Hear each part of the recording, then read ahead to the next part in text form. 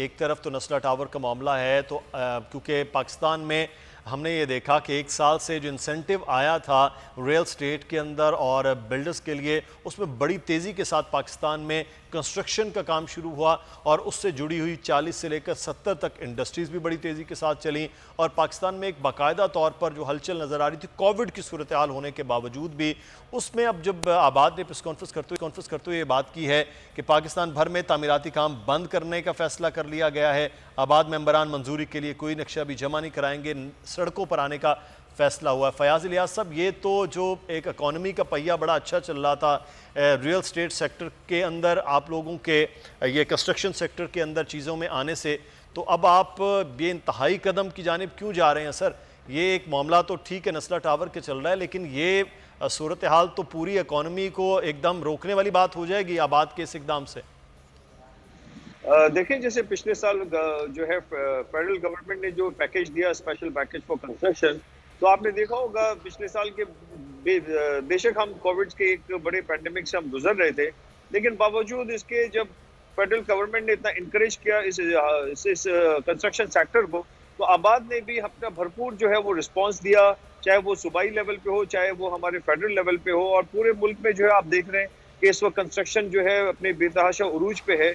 उसका अंदाजा इस बात से लगाया जा सकता है कि जैसे सरिया, सीमेंट और इसके अलावा जो दूसरी मुंसलिक 72 से ज़ायद इंडस्ट्री है, वो पूरे पूरे तरीके से जो है इस वक्त काम कर रही है, लोगों को जॉब्स मिल रही हैं, वहाँ पे लोगों का एक इकोनॉमिकल साइकिल जो है आपका बड़ा इसमें जो है एक रोल जो है हमारी कंस्ट्रक्शन इंडस्ट्री जो है इसमें अपना अदा कर रही है।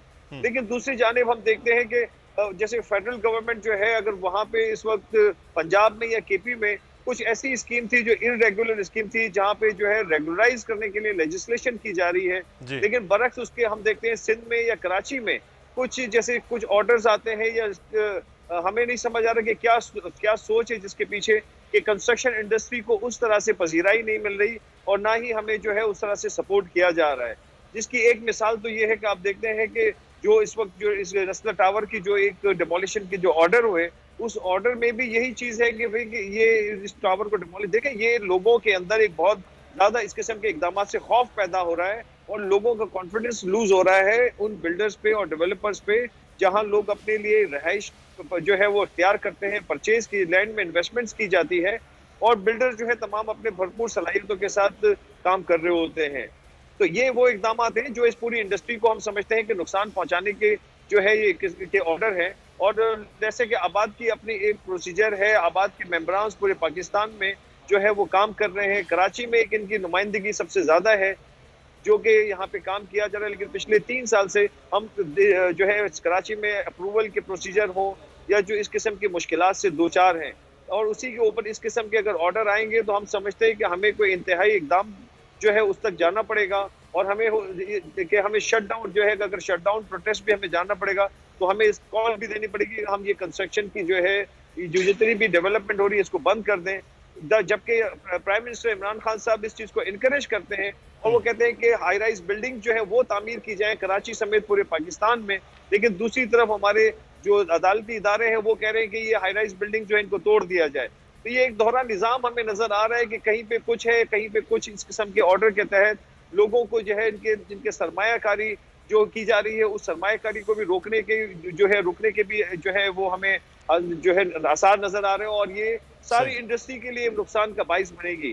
तो हम दोबारा आपके तवज्जो से अपील करते हैं कि चीफ जस्टिस ऑफ पाकिस्तान मोहतरम, आप हमारे इस किस्म के अपने ऑर्डर देने से पहले चीजों को नजरसानी किया जाए, लोगों को सुना जाए, जो रिहायशी जो लोग जिन बिल्डिंग्स में रहते हैं उनको सुना जाए और इस किस्म के जो फैसले करने से पहले जो है कोई सोचा जाए कि ये कितना नुकसान पहुंचा सकते हैं हर इंडिविजुअल को और बिल्डर्स को और उस इंडस्ट्री को। सही, बहुत शुक्रिया फयाज इलियास साहब, आपने वक्त दिया, आपको जाना भी है। मैं लेकिन करीम साहब हमारे साथ मौजूद है, कुछ चीज़ें मैं उनसे भी जानना चाहूँगा, वो कुछ अपनी बात भी मुकम्मल करेंगे जो बात कर रहे थे, लेकिन मेरा सवाल भी करीम साहब वो ले लीजिएगा। अब इस मैं जो देख रहा था जो तहरीरी हुक्मनामा आया नस्ला टावर को हम एक मिसाल के तौर पर क्योंकि गुफ्तगू कर रहे हैं, उन्होंने कहा कि जो इसमें 780 जो है उससे 1044 मुरब्बा गज़ का गैर कानूनी इजाफा किया गया। अब ये अगर इस किस्म के गैर कानूनी इजाफे हैं, फिर उन्हें कहा गया जी कि असल लीज से आगे बढ़कर गैर कानूनी तामीरात का मामला है, अगर ऐसी कुछ चीज़ें होंगी तो फिर तो अदालतें भी सर मजबूर होंगी कि वो फैसला करें। आपके भी बहुत से प्रोजेक्ट हैं, फयाज साहब मौजूद थे, उनके बहुत सारे प्रोजेक्ट हैं, किसी पे कभी किसी किस्म का कोई वो कदगन नहीं आई है, ना कोई ऑर्डर आया है। अगर इस किस्म के मामला होंगे तो फिर अदालतें आम समझते कि वो मजबूर होंगी कि फैसला तो करेंगी। देखिए मुझे साहब, मैं आपको यही बात जिक्र करना चाह रहा था कि पहली चीज कि सोसाइटी ने अगर तजावुजात की है तो सोसाइटी ने की है या केएमसी डीएमसी के डिपार्टमेंट से उन्होंने की है। अगर तजावुजात वो लोग करते हैं तो उसमें बिल्डर का क्या कसूर है? सोसाइटी उसके पैसे लेती है, उस जमीन के हिस्से के पैसे लेती है, और वो बहुत बड़ी अमाउंट है। 2-5 हजार 10 हजार नहीं, करोड़ों रुपए की उनकी जमीन की पैसे जाते हैं, उसके बाद उनकी फीसें जाती हैं। जब हम वो फीसें भर के देते हैं, हमारे ऊपर वो इल्जाम नहीं रहता क्योंकि तजावुजात बिल्डर नहीं कर रहा।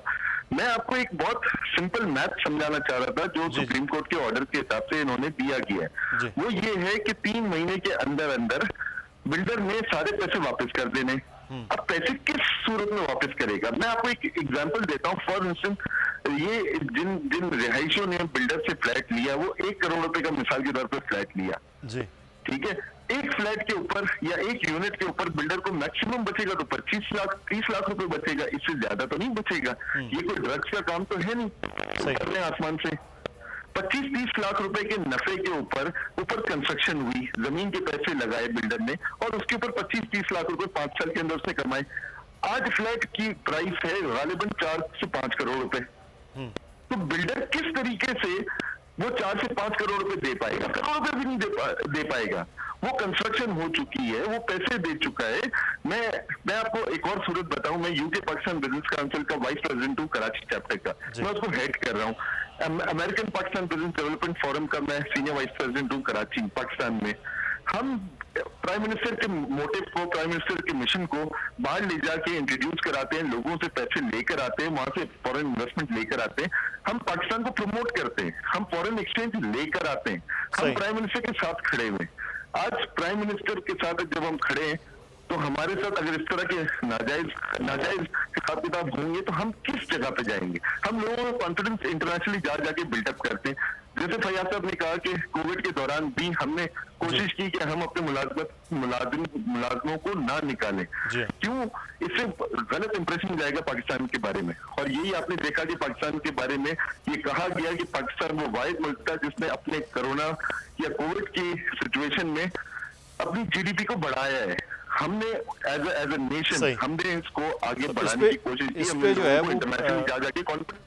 बिल्कुल सही। अच्छा करीम साहब, इस पे बड़ा अहम मामला जो आपने बात की है कि ये जिन लोगों का सारी इन्वॉल्वमेंट है वो उनको शायद पकड़ा जाना ज़रूरी था, और सबसे पहले उसी वक्त जब ये मामला हो रहा था। अब जो बिल्डर है जिसने पैसे लीगली दे दिए, बिल्डर है जिसने सब चीज़ें कर ली, और उन लोगों ने जिन्होंने ख़रीद लिए अपनी जमा पूंजी से, अब उनके खिलाफ ये फैसला है तो नजर सानी के लिए कहा जा रहा है। अब देखना ही है कि सुप्रीम कोर्ट जो है वो क्या अहकाम देती। बहुत शुक्रिया, बोर्ड चेयरमैन हमारे साथ आबाद मौजूद थे। सब्सक्राइब करें और बेल दबाएं ताकि कोई खबर रह न जाए।